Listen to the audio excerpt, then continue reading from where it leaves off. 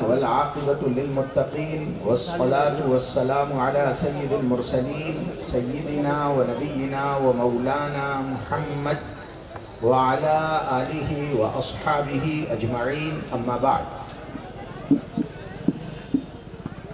معزز علماء کرام، محترم سامعین و سامعات اور عزیز طلبہ و طالبات، اللہ بزرگ و برتر کا لاکھ لاکھ شکر اور احسان ہے کہ انہوں نے ہمیں اپنے حبیب پاک جناب محمد الرسول اللہ صلی اللہ علیہ وسلم کے طفیل حق کے تمام گوشوں کو تسلیم کرنے والا، قیامت تک جاری ساری قائم دائم رہنے والا، دین عمل کے لیے، پہچان کے لیے اور حفاظت کے لیے عنایت فرمایا ہے.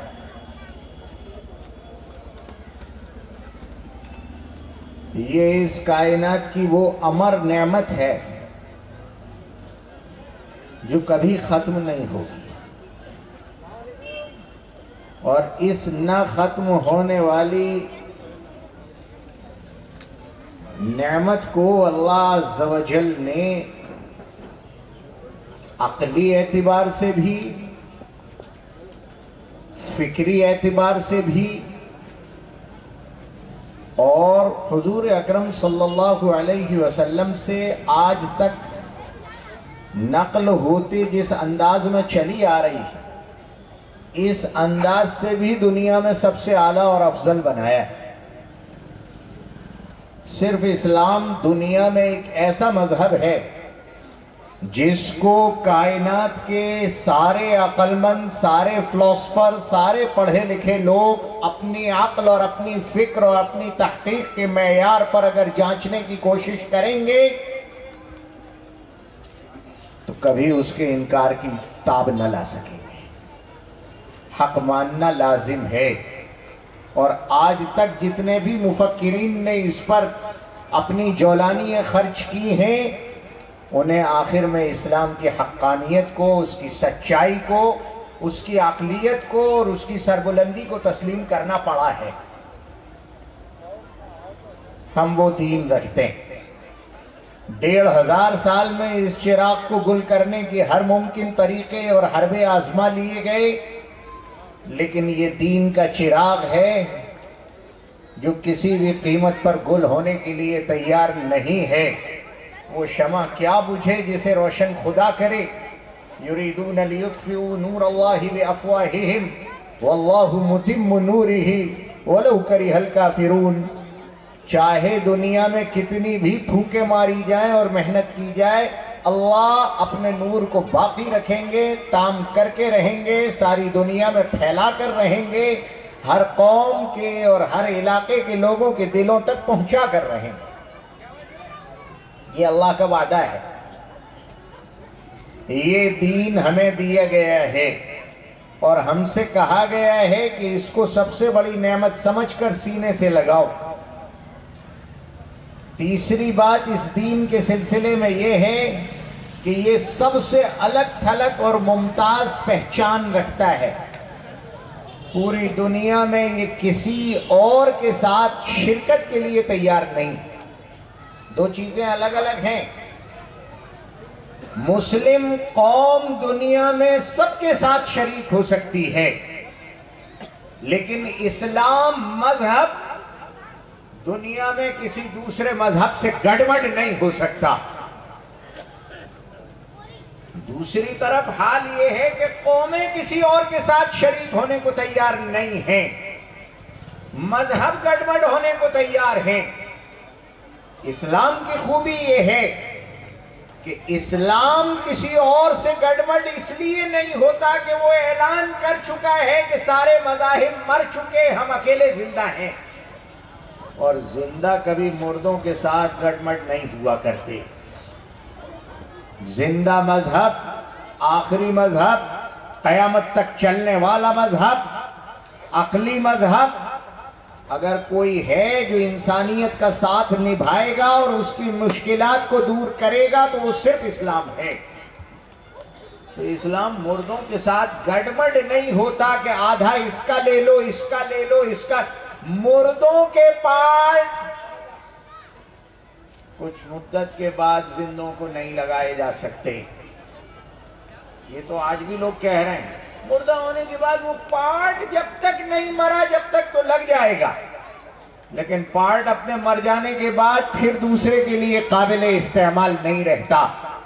رسول اکرم صلی اللہ علیہ وسلم نے تشریف لا کر یہ اعلان کر دیا کہ اب دنیا کا کوئی مذہب زندہ باقی نہیں ہے، ہم سب کی موت کا اعلان کرتے ہیں، اب زندہ پوری انسانیت کے لیے صرف اسلام ہے۔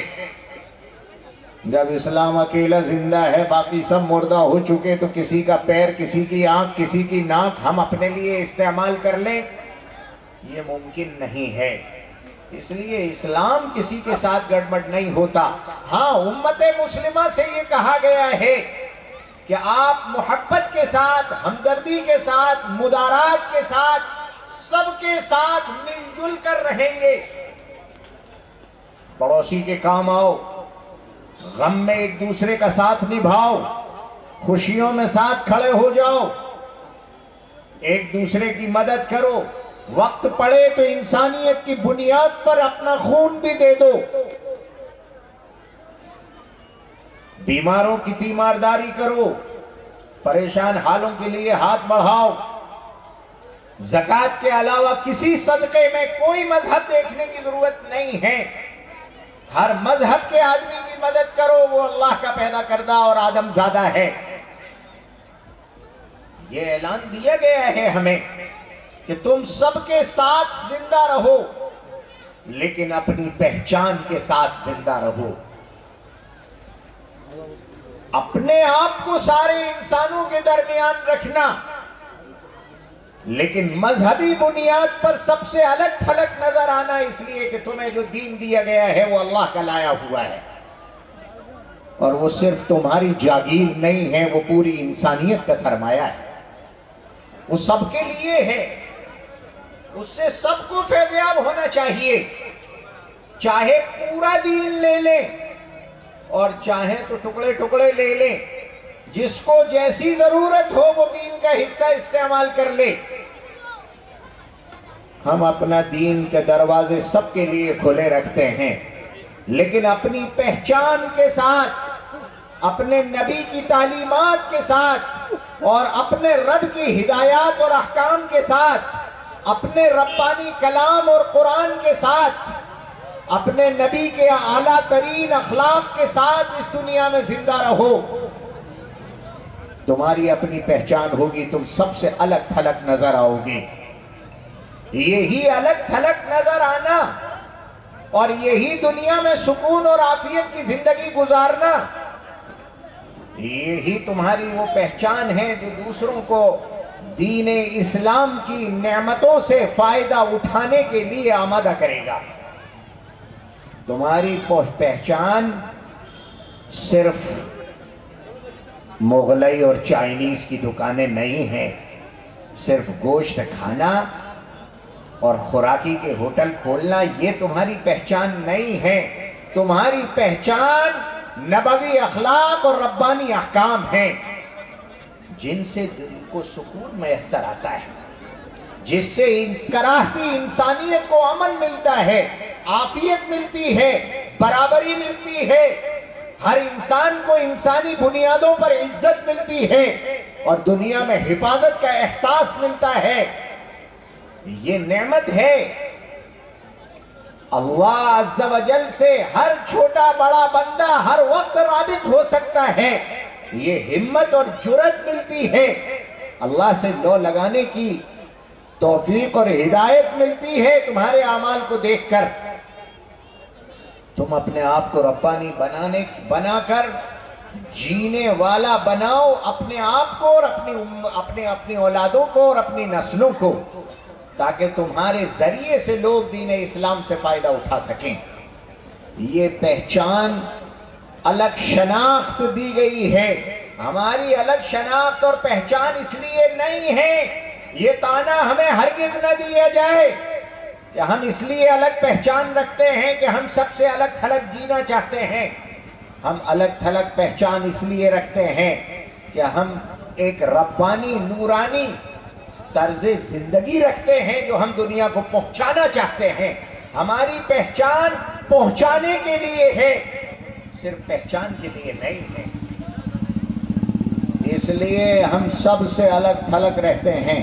जिन्हें इस्लामोफोबिया है और ये खतरा है कि इस्लाम की अच्छाइयाँ देखकर लोग इस्लाम की तरफ राग़िब हो जाएंगे, वो हमसे हमारी पहचान मिटाने का मुतालबा करते हैं।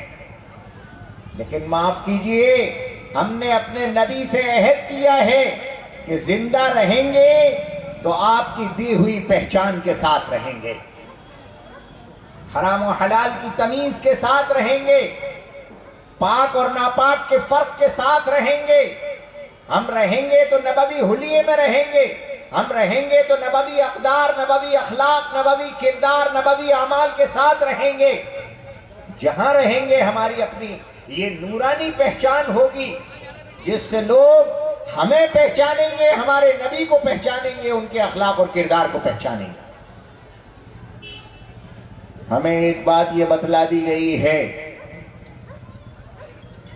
कि इस्लाम पूरा का पूरा मुअज़्ज़ज़ है। खुद कुरान का अपना भी अंदाज यही है कि वो आदम अलैहिस्सलाम से लेकर और रसूल अकरम सल्लल्लाहु अलैहि वसल्लम तक तमाम अंबिया को तस्लीम करता है। ये खूबी हमारी ही है कि हम सबको तस्लीम करते हैं। कोई आज के ज़माने के झूठे नबी बनकर आने वाला ये न कह दे कि हम भी सबको तस्लीम करते हैं और अपने आप को तस्लीम कराते हैं। इसलिए कि हम अपने नबी को जब तस्लीम करते हैं तो आखिरी नबी बनाकर तस्लीम करते हैं। इसलिए अब किसी झूठे के लिए दरवाज़ा खुला हुआ नहीं है हमारे यहाँ। लेकिन आदम अलैहिस्सलाम से लेकर जनाब मुहम्मदुर रसूलुल्लाह सल्लल्लाहु अलैहि वसल्लम तक हम तमाम अंबिया को भी तस्लीम करते हैं। कुरान जगह जगह कहता है कि कुरान वो किताब है जो दूसरे नबियों की और दूसरी किताबों की तस्दीक करता है। मुसद्दिक़न बैन यदैहि मिनत तौरात वल इंजील, वो तौरात की भी तस्दीक करेगा, वो इंजील की भी तस्दीक करेगा, वो लाने वाले अंबिया की भी तस्दीक करेगा। हम सबको साथ लेकर चलते हैं, सबकी हक्कानियत को वाज़ेह भी करते हैं, तस्लीम भी करते हैं और तस्लीम कराते हैं। कुल्लुन आमना बिल्लाहि व मलाइकतिहि व कुतुबिहि व रुसुलिहि। यही अंदाज हमारा नीचे भी आया है, यही अंदाज हमारा नीचे भी बाकी रहेगा। हम तमाम सहाबाए किराम रिज़वानुल्लाहि अन्हुम अजमईन को जनाब मुहम्मदुर रसूलुल्लाह सल्लल्लाहु अलैहि वसल्लम का शागिर्द और परवरदा मानते हैं। सारे सहाबा की ताज़ीम करते हैं। किसी को मासूम तो नहीं मानते, लेकिन सबको महफूज मानते हैं। महफूज का मतलब ये है कि अगर उनसे कोई गलती सरजद हो जाएगी तो नबवी सोहबत की वजह से वो उस गुनाह की गंदगी के साथ जी नहीं पाते। जब तक रो धोकर गिड़गिड़ा कर मांग कर अल्लाह को मना कर वो उसको धुलवा न ले, उस वक्त तक वो सुकून से नहीं बैठते। ये सहाबाए किराम की शान है कि वो गुनाहों की गंदगी को बर्दाश्त नहीं कर सकते। अंबिया से तो गुनाह होता ही नहीं है, अंबिया मासूम हैं और नबी के अलावा दुनिया में कोई मासूम नहीं आता। लेकिन सहाबाए किराम सब के सब महफूज हैं। उनसे गुनाह अगर सरजद हो जाता है तो वो गुनाह की गंदगी को बर्दाश्त नहीं करते। जब तक उसे धुलवा न ले, जब तक उसे साफ न करा ले, जब तक नबी को सुकून नहीं मिलता। जैसे आपके यहाँ है ना,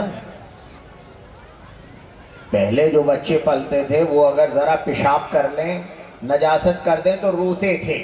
जब तक अम्मा धुला न दे उन्हें सुकून नहीं मिलता था, वो चिल्लाते रहते थे।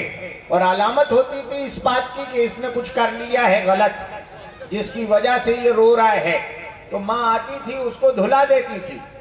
اب جب سے ڈائپر کمپنی آئی ہے تب سے آدھا کلو لٹکائے پھر رہے ہیں وہ، اور اماں بھی کیا ابا بھی گود میں لیے پھر رہے ہیں۔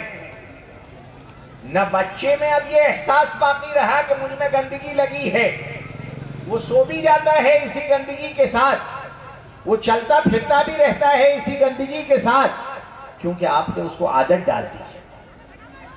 رسول اکرم صلی اللہ علیہ وسلم نے صحابہ میں یہ عادت ڈال دی تھی کہ وہ گناہ کی گندگی کے ساتھ زندہ نہیں رہ سکتے۔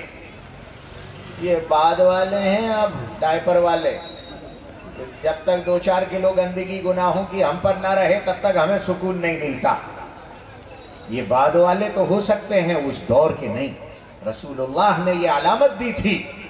ہم سارے صحابہ کو تسلیم کرتے ہیں، ان کی عظمت کو تسلیم کرتے ہیں، اور سب کے حق میں رضی اللہ عنہم ورضوا عنہ کا پروانہ جو اللہ عز و جل کی طرف سے ابدی کلام قرآن پاک میں دیا گیا ہے، ہم اسے تسلیم کرتے ہیں۔ ہمارے یہاں صحابہ کے درمیان فرق نہیں، ہم سب کو عزت اور عظمت کی آنکھ سے دیکھتے ہیں۔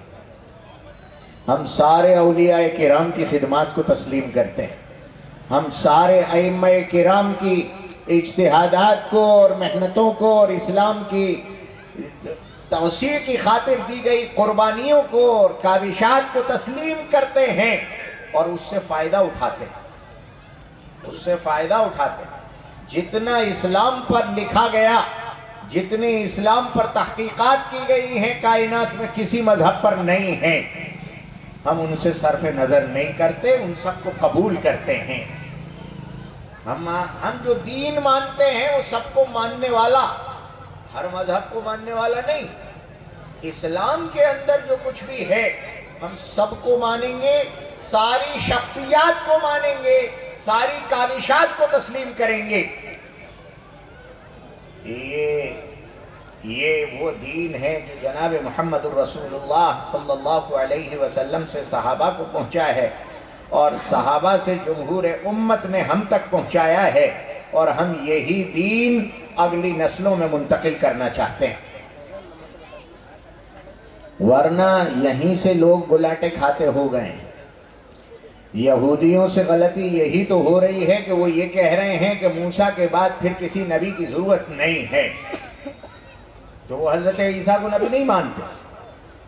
انہوں نے قتل کی کوشش کی ہی اسی لیے تھی، نہیں ہوا، یہ قرآن کہہ رہا ہے کہ نہیں ہوا، لیکن انہوں نے قتل کی کوشش کی اسی لیے تھی کہ وہ انہیں پیغمبر ماننے کو تیار نہیں۔ یہود کو جو رسول اکرم صلی اللہ علیہ وسلم سے دشمنی ہے وہ اسی لیے ہے کہ وہ حضور کو آخری نبی ماننے کو تیار نہیں ہیں، وہ قرآن کو آسمانی کتاب تسلیم کرنے کو تیار نہیں ہیں، آج تک نہیں ہے، آج تک نہیں ہے۔ یہ وہ لوگ ہیں جو کچھ تسلیم کرتے ہیں کچھ نہیں کرتے۔ یہ جو کچھ تسلیم کرتے ہیں کچھ نہیں کرتے یہ گمراہ ہوتے ہیں۔ اس لیے آپ دیکھیں بنیادی طور پر شیعہ حضرات سے یہی تو غلطی ہو رہی ہے کہ وہ اہل بیت کی عظمت کے قائل تو ہیں، لیکن خلفائے راشدین میں سے 3 کو برا کہنے کے ساتھ ابو بکر و عمر و عثمان رضوان اللہ عنہم اجمعین پر تہمت لگانے، برا کہنے، اور ان کو بعض لوگ کافر کہنے، بعض لوگ فاسق کہنے، بعض لوگ گمراہ کہنے، بعض لوگ ان کو حق چھین لینے والا قرار دے کر پھر اہل بیت کی تعظیم کرتے ہیں، حضرت فاطمہ کی تعظیم کرتے ہیں، حضرت عائشہ کی توہین کے ساتھ۔ ہم اس مذہب کو ماننے کو تیار نہیں۔ ہمارے یہاں حضرت فاطمہ بھی قابل عظمت ہیں اور حضرت عائشہ بھی قابل احترام ہیں، جس کے حق میں قرآن پاک کی 18 آیات جس کی عصمت کو بیان کرنے کے لیے نازل ہوں، جس کی بزرگی کو قرآن، جس کی پاکدامنی کو قرآن بیان کرے، ہم اس عائشہ کے سلسلے میں ایک لفظ نہ سننے کو تیار ہیں نہ بولنے کو تیار ہیں۔ ہم حضرت زہرا کی عظمت کے قائل بھی ہیں اور حضرت عائشہ کی عظمت کے قائل بھی ہیں۔ ہم حضرت علی اور اہل بیت کی عظمت کے قائل بھی ہیں اور اسی کے ساتھ ساتھ ہم خلفائے راشدین کی عظمت اور احترام کے قائل بھی ہیں۔ یہ عقیدہ ہے ہمارا۔ ہم تمام صحابہ کرام کی عظمت کے قائل ہیں۔ جو کچھ کی تعظیم کریں اور کچھ کی توہین کریں ہم انہیں گمراہ سمجھتے ہیں اور گمراہ قرار دیتے ہیں۔ یہی حال ہوا ہے۔ پھر جب لوگ بدلتے ہیں تو پھر بدلتے چلے جاتے ہیں۔ شیعہ حضرات کی کئی قسمیں ہو گئیں۔ بعض تو وہ ہیں جو یہ سیریا کے حکومت والے جو شیعہ رہے تھے نصیری، وہ تو حضرت علی کو خدا مانتے ہیں۔ دوسرا عقیدہ ان کے یہاں پایا جاتا ہے کہ ڈاک غلط آئی، نبوت تو حضرت علی کی تھی، جبرائیل نے غلطی سے ڈاک پہنچائی، حضور اکرم صلی اللہ علیہ وسلم کو 23 سال تک یہ غلطی ہوتی رہی۔ بعض لوگ اس کا اعتقاد رکھتے ہیں، بعض لوگ اس کا اعتقاد رکھتے ہیں کہ صدیق و عمر کے علاوہ صحابہ کرام کی اکثریت کافر ہے۔ نعوذ باللہ، جن کو حضور نے پالا ہو، جن کو حضور نے بنایا ہو، قرآن جس کو اذ ہما فی الغار کہہ رہا ہو، اذ یقول لصاحبہ لا تحزن ان اللہ معنا بیان کر رہا ہو کہ اللہ ہم دونوں کے ساتھ ہیں، جس کے ساتھ اللہ ہو اسے تسلیم کرنے کو تیار نہیں ہے۔ بعض لوگ وہ ہیں جو صدیق و عمر کو کافر قرار دیتے ہیں، بعض لوگ وہ ہیں جو کافر تو نہیں مانتے لیکن فاسق ضرور قرار دیتے ہیں۔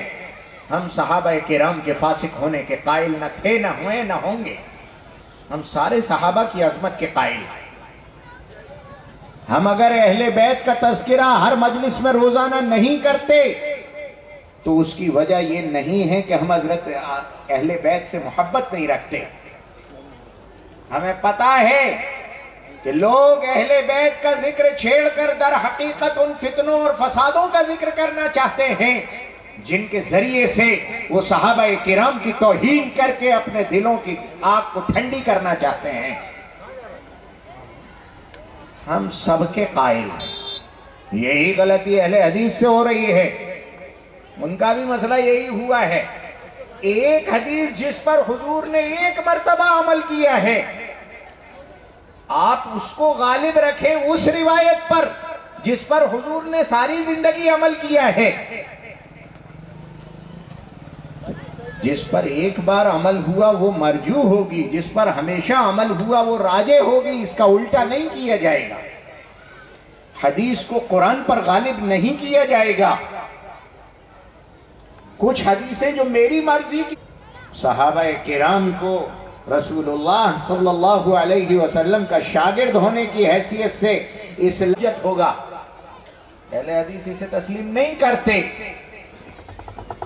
صحابہ کا جو مقام قرآن نے دیا ہے، آمنو کما آمن الناس، قرآن کہہ رہا ہے ان کا ایمان معیار ہے۔ جو اس کو تسلیم نہیں کرتے ہم ان کے ساتھ نہیں جا سکتے۔ یہی غلطی جماعت اسلامی سے ہو گئی۔ ان کا کہنا ہے کہ ہماری عقل قرآن کو سمجھنے میں آگے بڑھی ہوئی ہے۔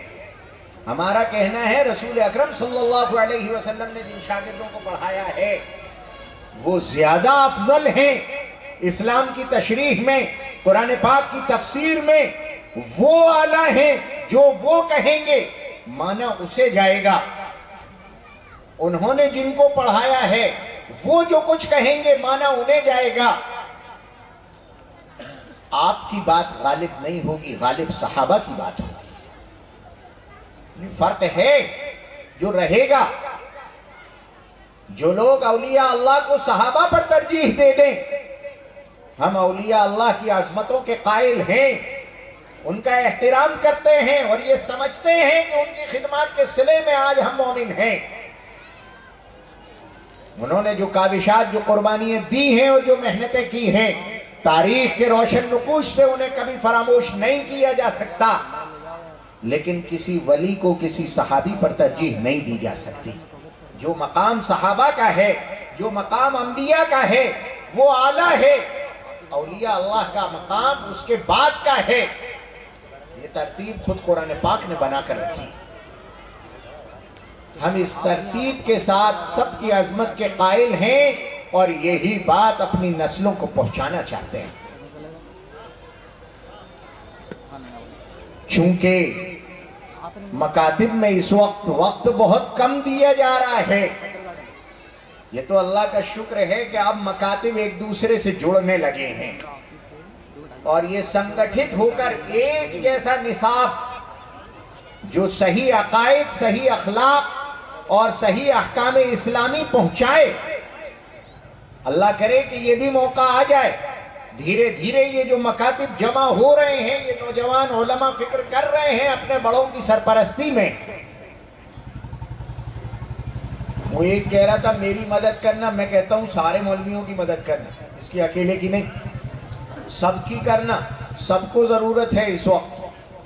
سب کام کر رہے ہیں، اللہ کرے سب مل جل کر کام کریں. اللہ کرے کہ سب مل جل، یہ جو مل جل کر اب ہو رہا ہے اس میں بہت سی چیزیں نئی شروع کی جا سکتی ہیں بچوں کو پہنچانے کے لیے. ایک تو نصاب اب بن سکتا ہے جب مکاتب اکٹھے ہو رہے ہیں، لیکن بچوں کے پاس وقت بہت کم ہے، تو اس کے لیے بنیادی اسلامی عقائد اور بنیادی اسلامی معلومات اور تعلیمات کو پہنچانے کے لیے یہ کوئی اس کمپٹیشن کا راستہ ہے. آج امت پیاسی ہے، ضرورت مند ہے. اگر آپ میدان میں آ کر کھڑے ہوتے ہیں تو لوگ شانہ بشانہ کھڑے ہونے کے لیے تیار ہیں. ایک اعلان پہلے ہوا تھا تو پورے شہر کے مکاتب جمع تھے، اور آج جب ایک ہی سال کے بعد پورے ضلع میں اعلان ہوتا ہے تو 1200 طلبہ اگر پہلے سال میں حصہ لے رہے ہیں اور مکاتب والے تعاون کر رہے ہیں تو میں اس کو مکاتب کے اساتذہ کی زندہ دلی تسلیم کرتا ہوں اور انہیں دل کی گہرائیوں سے مبارکباد دیتا ہوں. اور یہ عرض کرتا ہوں کہ اگر اسی فکر اور کڑھن کے ساتھ کاندھے سے کاندھا ملا کر آپ لوگ سب آگے بڑھیں گے تو ہم اس آئندہ نسل کے لڑکھڑاتے قدموں کو اسلام پر ثابت قدم بنانے میں بہت بڑا کردار ادا کر سکتے ہیں. اللہ عز و جل ان کامیاب ہونے والوں کو قبول فرمائے، کامیابی تک پہنچانے والوں کو قبول فرمائے، ان کی محنتوں کو قبول فرمائے.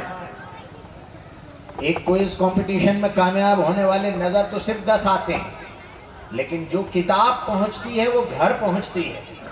اس پر جب محنت ہوتی ہے تو بہن بھی سنتی ہے، دادی بھی سنتی ہے، نانی بھی سنتی ہے، اماں بھی سنتی ہے، سب سنتے ہیں.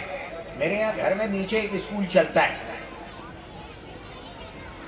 میری اماں بالکل بغیر پڑھی لکھی ہیں، اس کا اعلان کرنے میں کوئی تکلیف بھی نہیں ہے. اماں بوڑھی ہو چکی ہیں 85 سال کی، لیکن اب وہ جو نیچے 1 2 3 ہوتا ہے وہ یاد کرتے کرتے انہیں بھی ہو گیا ہے اوپر. وہ بھی سناتی ہیں کہ دانتوں کو ٹیتھ کہتے ہیں، وہ بھی فوٹ اور فیٹ کا فرق سناتی ہیں اوپر بیٹھے. کیا ہو رہا ہے کہ نیچے جو سنایا جا رہا ہے اس کی آوازیں اوپر آ رہی ہیں، وہ سن سن کے یاد ہو رہا ہے.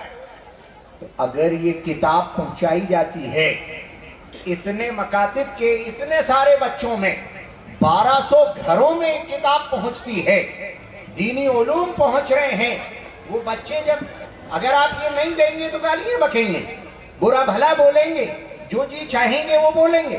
لیکن جب آپ انہیں اچھی تعلیمات دیتے ہیں، جب وہ اسے پکارتے ہیں، اسے یاد کرتے ہیں اور یاد کرانے والے دلچسپی سے انہیں یاد کراتے ہیں، تو فائدہ صرف بچوں کی حد تک نہیں ہے، یہ پورے خاندانوں کو پہنچتا ہے. اللہ عز و جل آپ حضرات کی زندہ دلی کو قبول فرمائے اور نظر بد سے محفوظ فرمائے. اتحاد اور اتفاق کے ساتھ سچے اور پورے اسلام کی حفاظت کرنے کی توفیق عطا فرمائے. آپ حضرات جمع ہوئے، میں سوچ رہا تھا کہ جو لوگ بیچارے مولویوں کے تعاون میں یہ سب محنتیں کرتے ہیں، اپنے لیے کرتے ہیں، اپنی خبر کے لیے کرتے ہیں، کوئی ہمارے لیے تھوڑی کرتے ہیں. لیکن خیر ان کا اتنا بڑا شکرانہ اس نے ادا کر لیا کہ اب مجھے کچھ کہنے کی ضرورت نہیں ہے. میں اسی کا شکریہ ادا کر لیتا ہوں. یہ بیچارہ کام کر رہا ہے. وہ مولوی عبدالحمید آئے تھے, وہ کہہ رہے تھے میں اس کو شال اڑا دیتا ہوں اپنے علماء کے ساتھ مل کر, کہ اس نے یہ بہت ساری محنت کی ہے, ذرا اڑا دو اس کو شال. ٹوپی تو ٹھیک کر لے بھیا, جب تجھے فوٹو کھینچ رہے ہیں تیرے تو ذرا ٹوپی اچھی لگا لے. اڑا دو اس کو شال, اڑا دو اڑا دو. آپ لوگ اڑا دو. یہ اونچا اتنا ہے کہ مجھے تو اسٹول لگانا پڑے گا.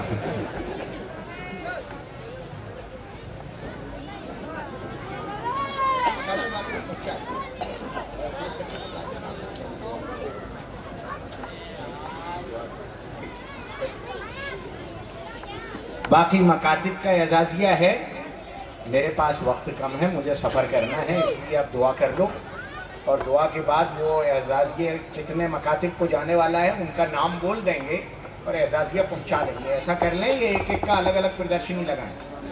وہ تم کرنا, مجھے تمہارے کھانے سے کوئی واسطہ نہیں ہے. میں کیوں اعلان کروں تمہارے کھانے کا؟ وَلَكَ الْخَلْقُ كُلُّهُ وَلَكَ الْأَمْرُ كُلُّهُ وَإِلَيْكَ يُرْجَعُ الْأَمْرُ كُلُّهُ. اللهم صل على سيدنا محمد النبي الأمي وعلى آله وأصحابه وبارك وسلم. رب أعنا على ذكرك وشكرك وحسن عبادتك. ربنا ظلمنا أنفسنا وإن لم تغفر لنا وترحمنا لنكونن من الخاسرين. ربنا آتنا في الدنيا حسنة وفي الآخرة حسنة وقنا عذاب النار.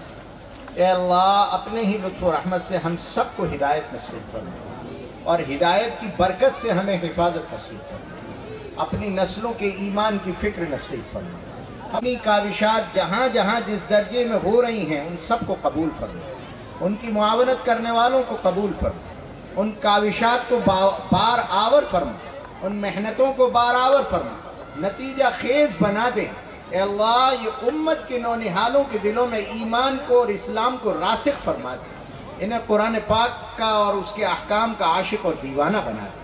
پوری امت کو جناب محمد الرسول اللہ صلی اللہ علیہ وسلم سے سچی محبت نصیب فرما دے. اے اللہ ہم سب کو رسول اکرم صلی اللہ علیہ وسلم کی مخلص امت بن کر جینے اور مرنے کی توفیق عطا فرما دے. اسی پر ہمارا خاتمہ فرما. وصلی اللہ تعالی علی خیر خلقہ محمد وعلی آلہ واصحابہ اجمعین.